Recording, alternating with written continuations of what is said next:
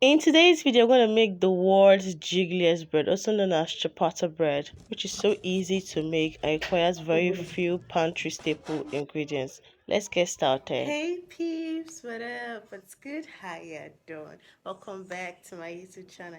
In today's video, we're gonna make some ciabatta bread. This bread was inspired, or Pinterest actually inspired today's bread.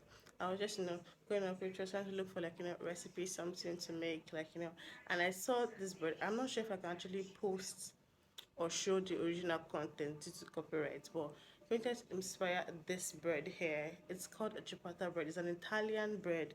Ciabatta comes from the word, it's an Italian word which means slippers, hence the shape of the bread, yeah. So it says we're going to make some ciabatta bread. Let's get started and let me show you what you need for today's video.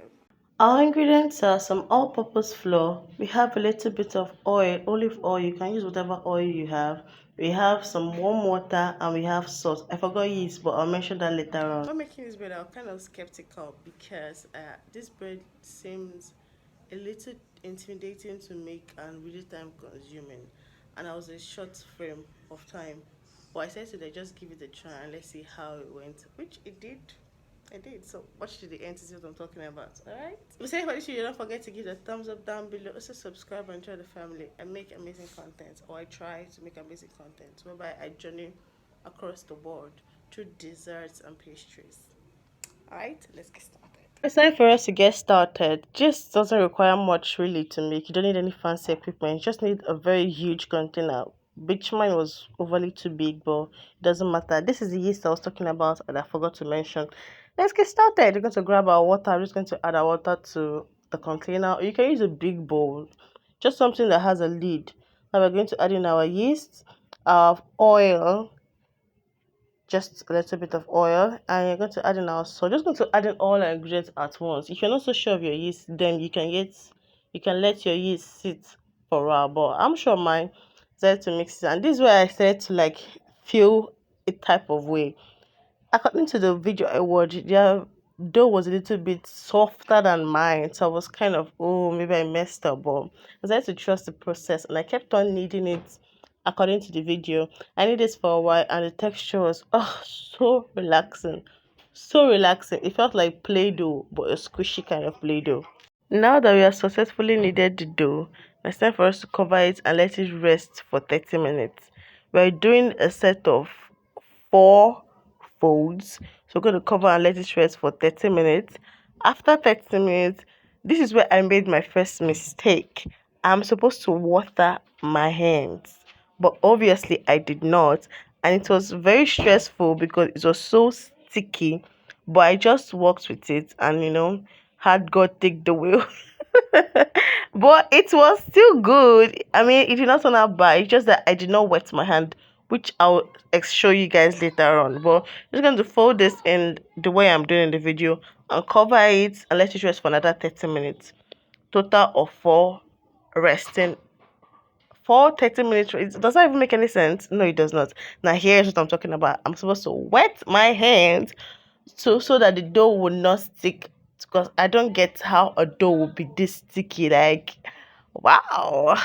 So I'm gonna fold our dough, fold it as if you're folding cloth, fold it in upon itself, and you just keep repeating it. And the more you fold it, the more smooth the top becomes and it does not stick to your hand. Can you see the magic?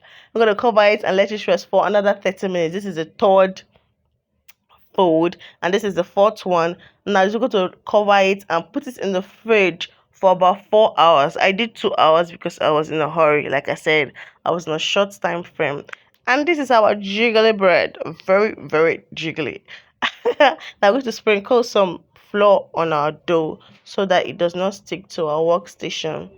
Again, a sticky dough. Make sure you floor your work surface. When I mean floor, I mean floor your work surface a lot. This requires a lot of flour, which you can still reuse if you sift it out.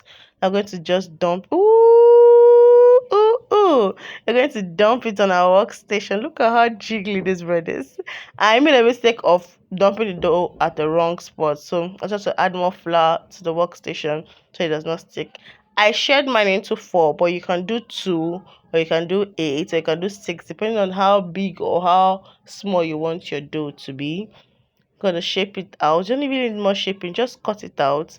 Be careful. Also flour anything that you're using, make sure you flour it. We're going to grab our baking sheet, which I tried to make the pan for the bread. It's this specific pan that they use for the bread, but I don't have it, so I made mine out of baking paper. Smart. We're going to place our dough on our baking sheet and repeat for the rest of our dough. Okay, now we are done. We're going to go bake in the preheated oven for about, I want to say, 30 minutes. And there you have our bread. You know the bread that Jesus used in the Bible? This is the bread I'm talking about, okay? It was crunchy, very, very flaky and hollow. I don't know. It reminds me of the bread that Jesus used in the Bible, the unleavened bread. I actually even made a meme about it, which I will show you guys now.